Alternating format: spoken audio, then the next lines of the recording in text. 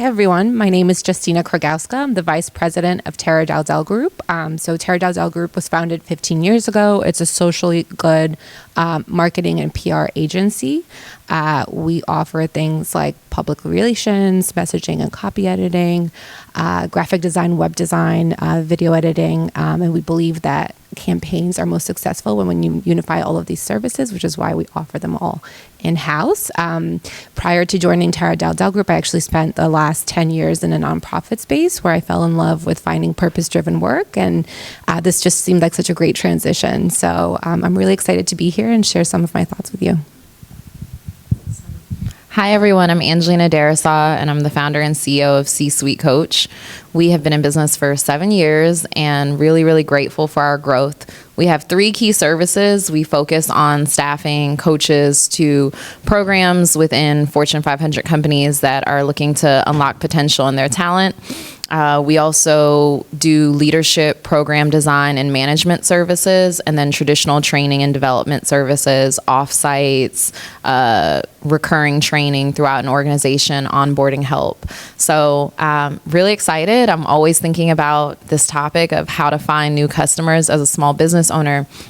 And I'll call out one reason why I'm on this program is in my role as a national Grow with Google digital coach, we work with small business owners across the U.S. and help them figure out how to leverage technology to find new customers. So that program has trained 140,000 Black and Latino businesses across the U.S.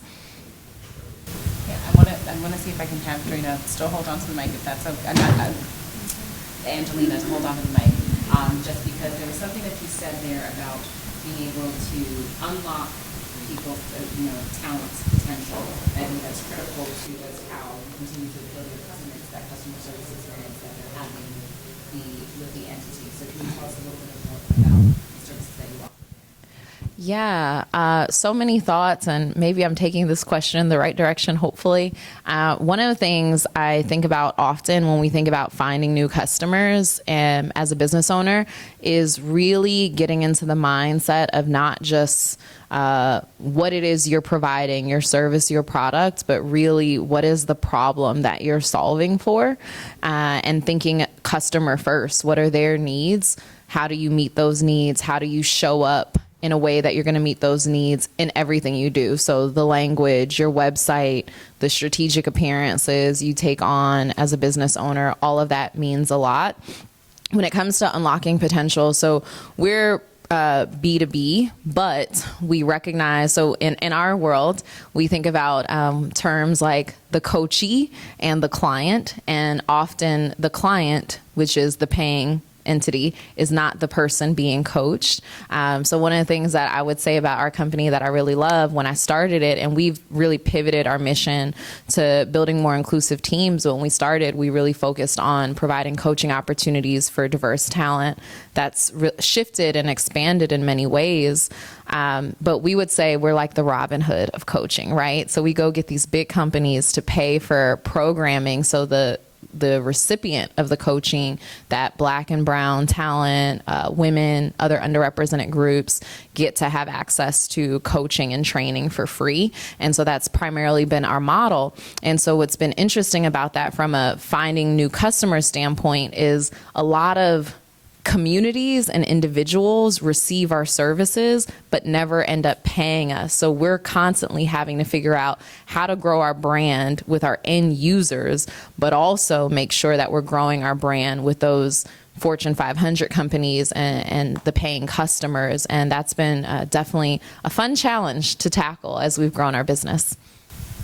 And one thing that I noticed in all of your introductions was that there was a purpose played a role, is playing a role in everything that you do and the clients that you select. So can you talk a little bit about that? We'll start with Justina and then work our way over to Justina. Sure. So the majority of our clients are either foundations, nonprofit organizations, public entities, healthcare organizations, and mission-driven businesses. So they're all, everything they do is essentially rooted in purpose. And I think what's been really nice about this moment in time is that they're really able to lean in and offer the expertise that they've been working on to try and solve for some of the issues that were uncovered by the pandemic, for example. I think up until this point, it may have been a little bit more challenging for us to find opportunities for them to speak, media opportunities for them to speak about their work, but the pandemic really shone a light on a lot of the inequities that they were trying to address, and it really made it kind of more of everybody.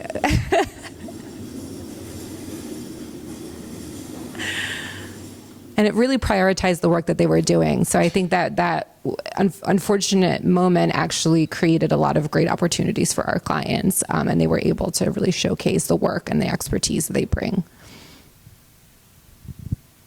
Yeah, and for us at WIT PR, I started the company over 10 years ago, and I started with the thought of really wanting to champion the stories of Black and brown founders, just because I just saw that it was like a void in like the marketplace in terms of stories that were being told. Also, I didn't see many founders like me, so I feel like that fuels a lot of the work that we do at WIT PR. We work with companies that are really trying to create campaigns targeting underserved communities. We work with Black and brown founders who are having a hard time trying to share their story, service, or product with the mass media. And for us, like, there really has to be an alignment between like mission, between what they're presenting to the world and just like what we stand passionate about. And so throughout the pandemic, we've been able to really work with founders and organizations to really tap into those stories that really matter, just because, the world was just in a crazy place at that time anyway. We still are, but, So another interesting point here in terms of the speakers and who you all are. We've got two founders, and then we have Justina, who is working with Tara Dell, and, it's a small company as well. Tell us, as small business owners in general, what tools are you deploying in terms of achieving success in terms of marketing your services and engaging new clients, but also keeping your existing clients happy? Loaded, I'm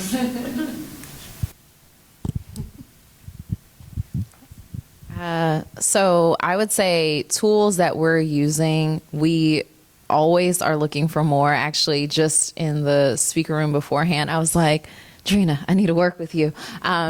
We have not engaged in public relations services, and so much has been organic. But I think for us, a big part is, as I mentioned, a lot of the work we do is community facing, and communities have really helped us grow our impacts with customers. We have a nice size distribution list of our, and I have someone here who came because they read our newsletter, so I really appreciate that, and a really engaged audience on different channels, so we definitely leverage all of those tools.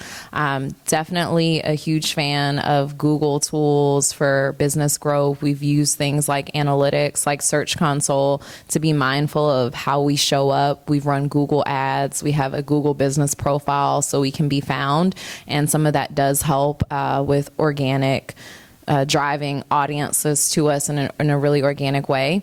And I think, did I hit on all the questions? Okay. So for Tara Dell Group, I think we're very fortunate that word of mouth is one of our primary marketing tools. I think that really does stem back to some of the values that we try to embody through the work and the team that we've built.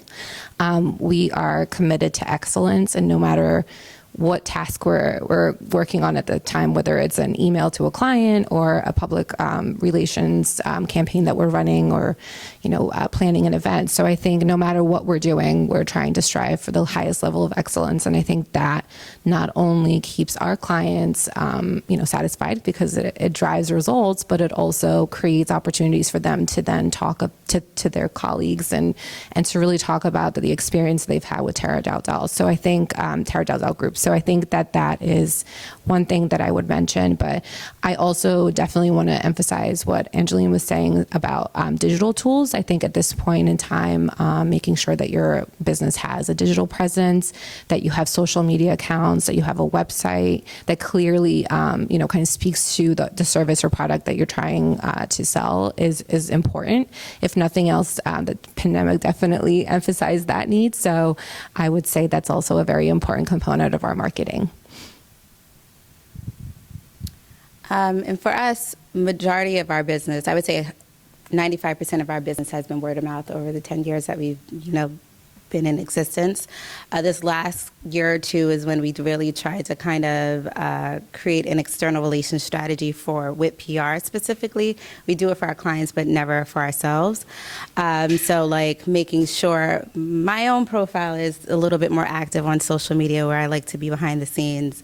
Making sure our website is up to date, figuring out what social media platforms do work for us. And these are the same things that I, encourage our clients to do because not every platform works for you. But the main thing that you do need to have is a website. And so just making sure the clients that do come on board have a digital presence set up because that's the first point of reference that a potential media contact goes to, a potential customer or partner. So I noticed brand identity seems to be paramount in how you define that.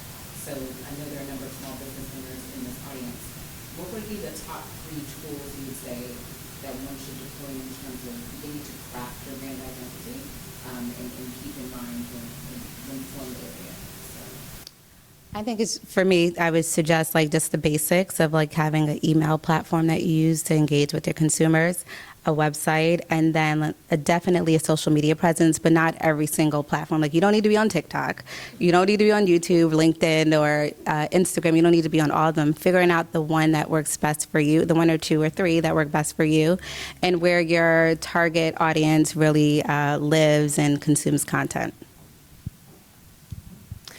So thinking about your why, right? Why did you start your business? What are you trying to accomplish as a result of what you're launching? And I think also thinking about the values that you're trying to embody through your business and all of your decision making, right? For us, our values are very important to us. And like I said, we emphasize them and live by them every day, no matter what we're trying to accomplish. And then also, I think thinking about your audience and how you want them to think about your business, right? Like what kinds of things do you want them to associate with your business is really important. And I think that can really help you shape some of the messaging that you may have as part of some of the tools that Drina had mentioned. I would also say engage your circle or some early customers in your brand process and understanding the impact of some of the decisions you make. So I'll just give a quick example. My company is called C-Suite Coach. And the reason why that's my company name is because maybe a decade ago, I had a blog when I was working in corporate called C-Suite Swag. And it was about the music and the fashion of being in a corporate workplace where you had aspirations of the C-suite. And I was like, swag is too dated of a word. I'd also had just gotten my certificate in coaching at NYU and was launching this coaching business. I was like, duh, C-suite coach. Great idea, right? However, our services have expanded so much. And often when people hear the name, intuitively, they think that the business may not be something that they can engage with because they only think of executive coaching services, and we offer so much beyond that. So we're constantly doing branding exercises and thinking about different divisions of the company as we're growing. I think about Google, for example, being owned by Alphabet, right? That's the ticker, right? So just when you're coming up with your name and how you're going to define your business, thinking through impact and is it something that can be limiting down the line, getting some of that early feedback, being willing to pivot if necessary is also really important. And then just quickly to touch on tools, I would definitely say early, and there's people that just buy domain names all the time. I don't know if you have the budget for that. I don't know. But if you do and you have just ideas, like go ahead and get that domain early, get all the social accounts early. We had for when I started C-Suite Coach, we actually did not have csuitecoach.com. So we were the C-Suite Coach on everything. And finally I think when I started to C-Suite Coach was owned by someone. It was very expensive. I had to get on a payment plan and finally pay it off and own it.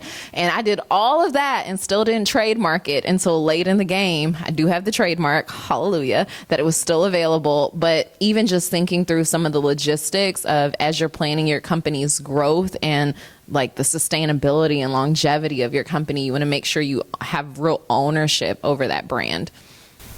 So you just brought up a good point, because I think oftentimes we don't take into consideration the ownership part of the domain name, the trademarking.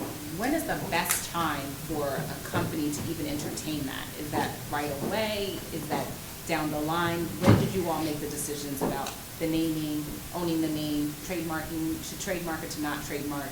Are you all trademarked? Okay. When did that decision occur for you, Drina, in terms of deciding to I did it trademark? right away. Did it right away? Yeah. Okay. Yeah. Sorry.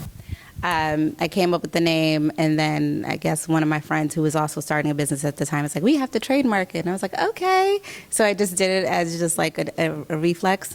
But I, like Angelina was saying, I know people that just come up with business names and then just go buy the domain, go get the social handles. So like, I think as soon as you come up with an idea or concept, just go grab it. Because you never know, like maybe like 10 years down the line, you may go back to that name if you choose not to use it at this point in time. Yeah, I would say right away, just to prevent any problems down the line. And it's also really easy to do a quick search, both with your county and the state. And if you're thinking about your brand more on the national scale, just doing a search to make sure that that name isn't taken, doing a search with the URLs. I certainly own several that down the line might turn into businesses, but it's always safer to be on the safe side of that. Yeah, I didn't have the foresight that these wonderful women had. So it took me, and I also there are a lot of mistakes I made running a business. And I also think that it's important to be gentle with yourself, because unless you've had someone in your household or someone that you've seen really run a business, and you might have great, smart thinkers, but running a business is its own animal. And then especially when you get into having employees and dealing with tax laws in different states and all the different things, like recently it came up, somebody needed wage garnishments and I had a state reaching out to me for that. And it's all these things that you don't know. So I will say, just be really gentle with yourself. And yeah, I mean, I was very fortunate that it was still available.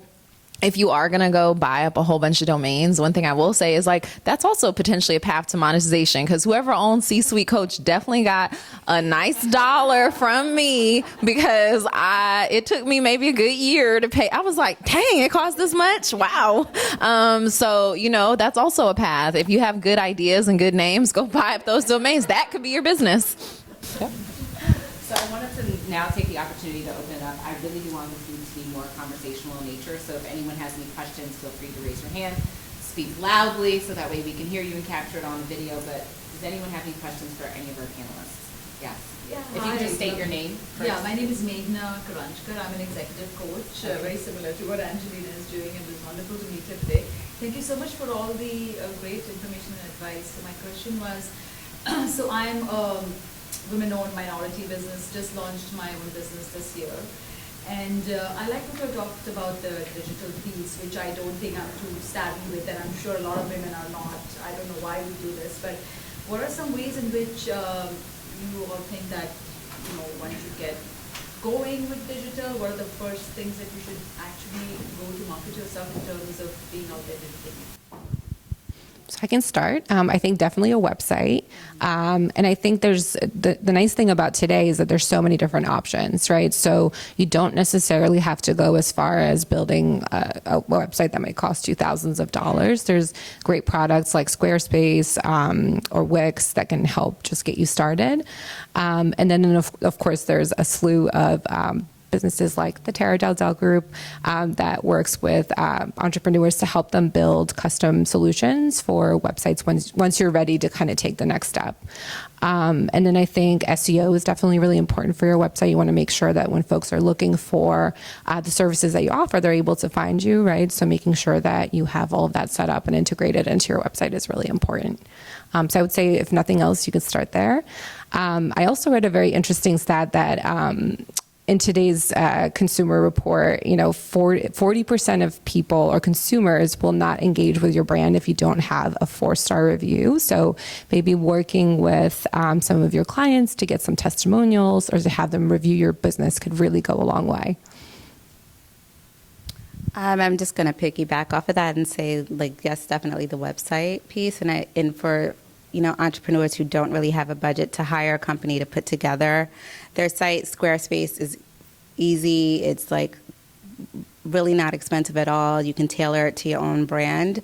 And then I think just having your brand assets, that should be the next step, from your logo, any collateral that you want to give potential clients or customers, making sure everything's branded, having your bio, headshots. That's the key thing we always recommend to clients, is having a high resolution website. Headshot, having a bio that's succinct and can be easily sent to someone, and just having I would say a one-pager that has your bio and your headshot together in addition to your website.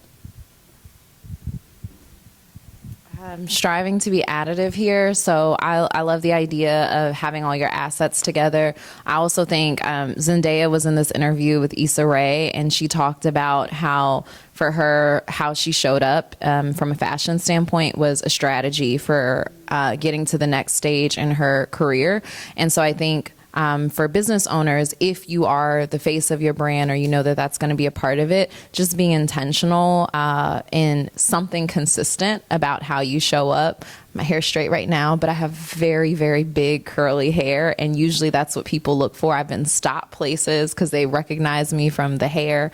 That could be a thing, or whatever it is, but also finding something that makes you tick. For service-based businesses, I would not discount LinkedIn at all and being a contributor. I think marketing your business is half of the business. The other thing is, I know we're talking about digital tools, but I would also say, this is something I learned as a woman, and not to, gender it, but growing up in a household, I did money conversations were not really a big part.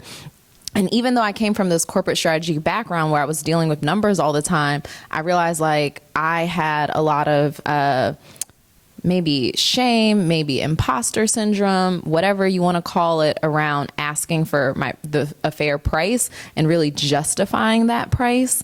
Someone posted recently somewhere, when you pay me, you're not paying me for the hour of work that I'm doing. You're paying me for the 10 years of credentialing and experience that I had to be exceptional in this 1 hour. So I think when you think about digital tools, you need to be thinking about the budget that all of that costs and factor that into your pricing model, so that when you're charging clients, you have money that you can invest back into your business, and you're not just paying for whatever you think is the bottom dollar of what that service is worth, because running a business requires capital.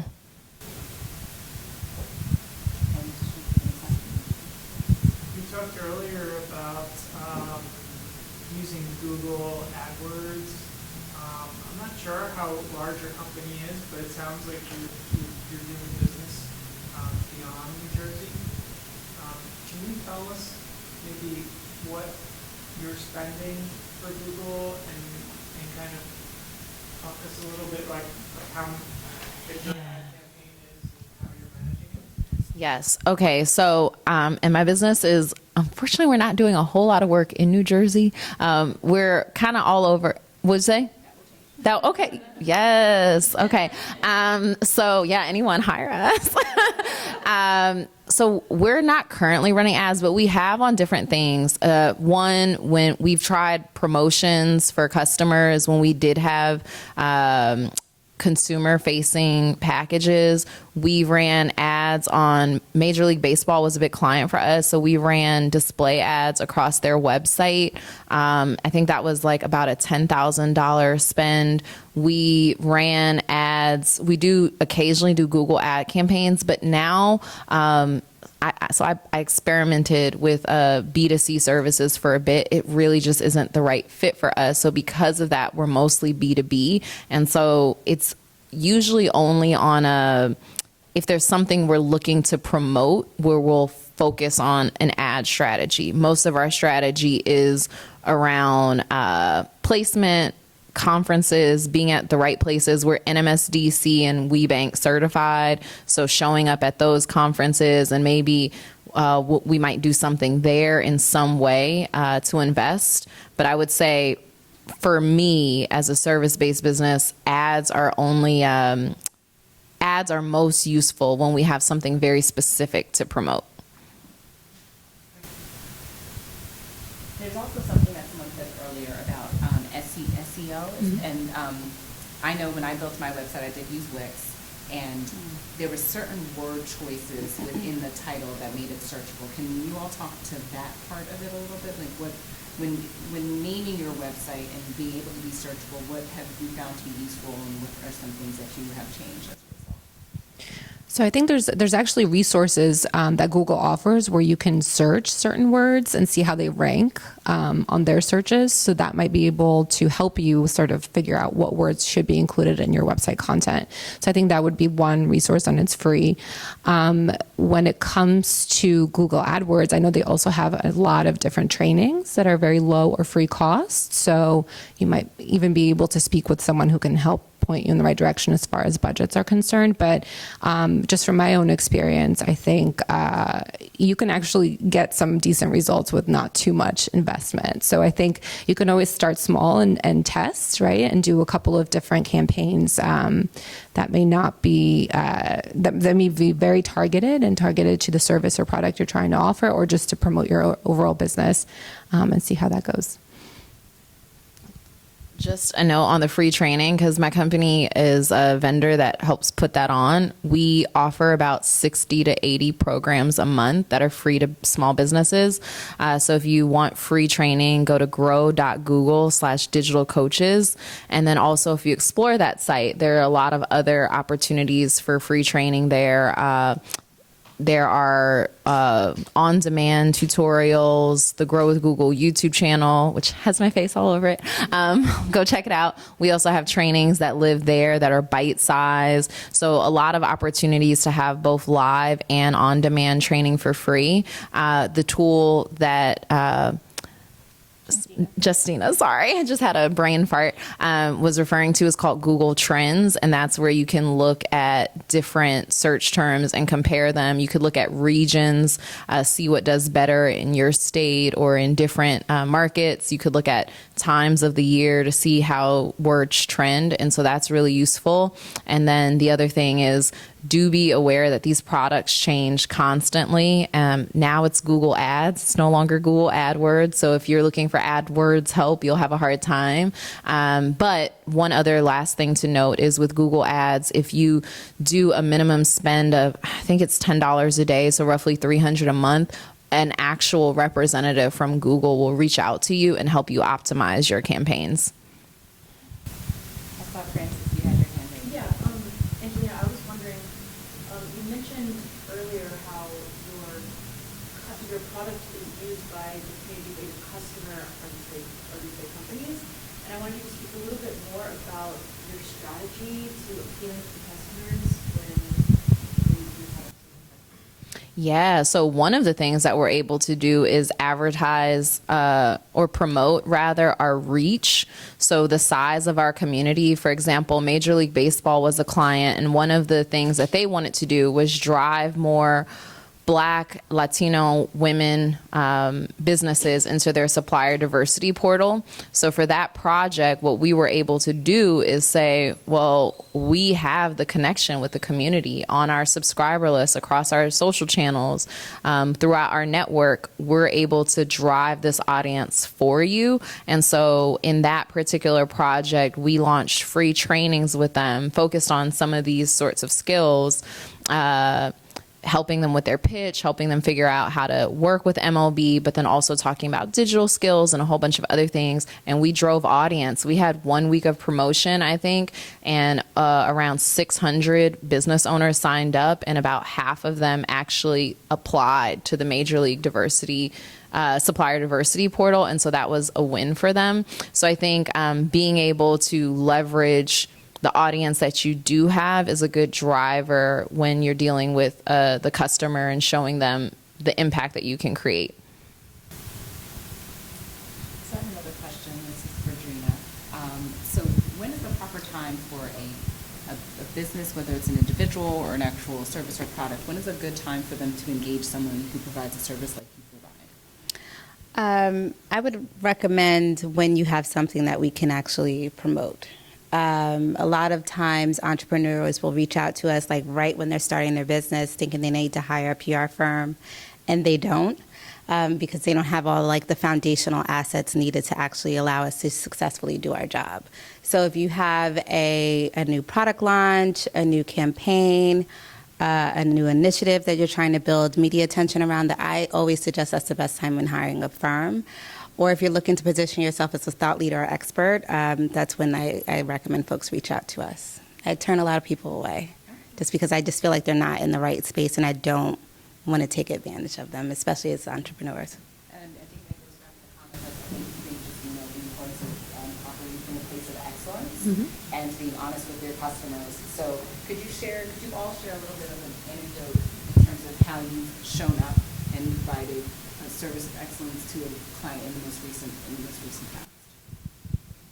Sure. So I know that the Tara Dalzell Group actually worked with the New Jersey Economic Development Authority during the COVID pandemic. That was a very obviously difficult and sensitive time for a lot of business owners who had to close their doors for an extended period of time. And so I know that our agency actually worked overtime to try and help the NJEDA reach out and make folks aware of the different programs that were available to small business owners to make sure that they're able to pay their bills and pay their employees and keep their employees on their payroll while the businesses were closed. So, and Tara's in the audience, she'll probably tell me the exact number, but we executed, multiple webinars in a matter of weeks. And we were able to try and reach especially diverse communities throughout the state of New Jersey to make sure that they also were aware of these programs. And we were able to increase the number of them subscribing to those programs quite a lot. So it was a really great program to work on. So this is going to be the coach training in me. I would say one thing for being of excellence to your customers is you really need to be thinking about your boundaries early on. I love that Drina said that there's clients that she doesn't take on for various reasons. When I first started my business, especially coming from a corporate background where I grew up, sharing a bed till I was 9 years old. I didn't have a lot of, I didn't come from a financially wealthy background, that quite the opposite. And so when I was in corporate, I was making six figures, thought I was killing it. And I was like, what? I'm going to leave and start a business. And so there was some anxiousness that happened. And I said, oh, any customer is a good customer. I'll take this one, that one, that one, that one, that one. And that's really the worst business strategy that you can take on. You really want to be, if you want to deliver excellence, then you need to pick customers that are the right fit and recognize your agency and choosing customers that fit you. And then that helps a lot. And so that's from a price point. They're not questioning your prices. They see the value in what you do. They are your biggest advocates because they're passionate about the work that you provide. And they also respect your boundaries as business owners, right? Some folks will think, oh, if you're a business owner, then you must be available to me at all times and I can call you whenever, text you whenever. And that's just really not going to be there'll be seasons for that, right? But that's really not a sustainable way to run a business. So I would say that serving your customers with excellence starts with boundaries. In terms of recent examples, I'll say Major League Baseball, we definitely hit and exceeded all of our goals. Recently, we won the Jackie Robinson Most Valuable Diverse Business Partner from Major League Baseball Award this year. Another one of our programs thank you. Really excited about that. Another program that my company's run for Google since 2018 recently won Fast Company's Innovation and Design Award for the work that we've done to serve Black and Latino business owners. So I think some of that speaks to the impact that we're seeing because we're picking the right customers and able to show up for them in an excellent way. Oh, the excellent one, right? I would say, I guess, from a national lens, one of the clients that we worked with, and I guess showed up excellently, was the Leadership Conference on Civil and Human Rights. It's the nation's oldest and largest civil rights organization. And we worked with them on their And Still I Vote campaign, which launched before the last presidential election. And it was really targeting Black and brown voters across the country that weren't necessarily going out to the polls and actively participating in the voting rights process. We worked with an external agency to kind of help amplify the campaign. They had a few influencers and celebrities that served as like the spokespeople for that campaign, and our job was to come in and make sure that the story was being told in the right outlets from a national lens. And we were able to secure them placements in outlets like Vogue, The Daily Show with Trevor Noah, MTV, really engaging outlets which spoke to the audiences that they were trying to make sure were going out to the polls, because the civil rights organization is really they had history with like the MSNBCs and the CNNs of the world. And so as a result of that work, we were able to get, I'm going to plug one of our awards. We were able to secure a Webby Award around that. And then from a statewide level, we worked with Dr. Chris Purnell, who was at University Hospital during the time of the pandemic when folks were a little bit nervous about going out to actively get the COVID vaccine. And she was one of the first people to actively volunteer to participate in those trials. And so we were very integral in kind of sharing her story out to kind of encourage Black and brown residents in the state of Jersey to go out and get the vaccine. Any other questions from the audience? I would take a little break just to test and see if anyone has any questions. So one thing that I've noticed is that both you and Angelina have shared that you received awards. It was almost like you were very humble about even sharing it from the beginning. So how are you guys marketing yourselves, your company? You do a great job of marketing others. You do a great job of leaning in and coaching others. How do you market yourself? I'm hiring Drina. We were just talking about this back there because I do a horrible job of, I can tell a client what to do, how to do it, and when to do it, but I cannot do it for myself. Thankfully, I have team members like Miss Lorendo is here, who is actively making sure I'm like active on social media, and my team is kind of pushing me to be in different spaces, even being here today, because I would have not normally done this. But last year, or I would say the last 2 years, we've been really intentional around kind of amplifying and celebrating our work, and so that's why we submitted to things like the Webby Awards. I guess I'll share, right? You want that? That's why you had us. That's why you asked this question. I was most recently a recipient of the PR Week 40 Under 40 and the top women in PR for the PRSA within the last year. And these are things I would have never normally done, but I think just in the world that we live in now, it's such a digital space, and folks like to see the people behind the brands. I have to be a little more external facing. So I'm trying to be intentional around it and authentic, and not trying to be on every single platform. That's why I was saying don't do every single social media platform. But trying to see what works for me. Our story is very similar, so we are definitely stopped to celebrate the wins, the small and the big, because they all matter. And I think, so our agency, our founder, Tara Daldal, finds herself on a lot of influencer lists on an annual basis. So, and we've also stopped this year to really kind of take stock of all that we've accomplished, right? There's these big projects that the Tara Daldal Group has their hands in, like infrastructure projects, or like helping shape racial justice in New York City, and those are all things that are tangible and they're really exciting for our team, and we are making an impact. So I think we do take the time to stop and think about what that feels like or what that looks like for us, and then just also submitting our work for awards, because we do work really, really hard, and like I said, we are committed to that excellence for our clients, so we also want to be excellent for us, and we just, I think that's our strategy. Oh, and also, making sure that we share our knowledge by participating in events like this. I think this is a really great opportunity to just share and give back and help small business owners be successful. My executive coach is always telling me that we need womb time as business owners. Has anyone heard of that? Womb time. What happens in the womb?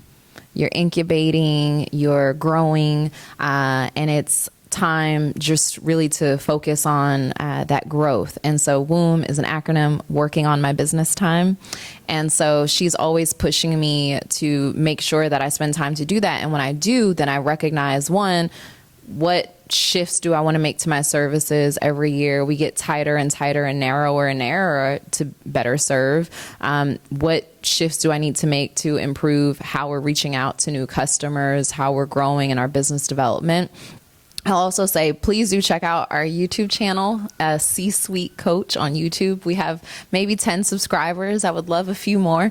But one of the things we do, which is actually amazing, it's probably one of the things I'm most excited about that we do, is we have these conversations called C-Suite Coach Chats, and they're completely free, open to the public. About 100 some odd professionals join, and we have an executive coach with an industry thought leader. And we'll pick a topical business topic and have a conversation with the lens of an industry leader and what an executive coach has to say. And we had one recently on imposter syndrome and that whole dynamic. There was a Harvard Business Review article that talked about, is this a real thing? Is it being pushed down our throat? And I do realize that whether or not you think it's a real phenomenon, the impact, whatever that is something that a lot of folks struggle with. Am I enough? We're in this world of comparison with social media. You see what this one is doing, what that one's doing, and you have this tendency to question yourself. And I think that when I've constantly struggled with it, I've never felt like what I'm doing has been enough. And sort of my remedy to that is, as basic as it sounds, is you have to keep your brag list. And the reason why is because it comes to a point where you're like, wait, I'm actually delusional if I don't think I'm good. I can't serve anyone if I'm out here being delusional, because look at all of the things that we've done. And I think recognizing that does help shift how you speak about your work and how you speak about your business.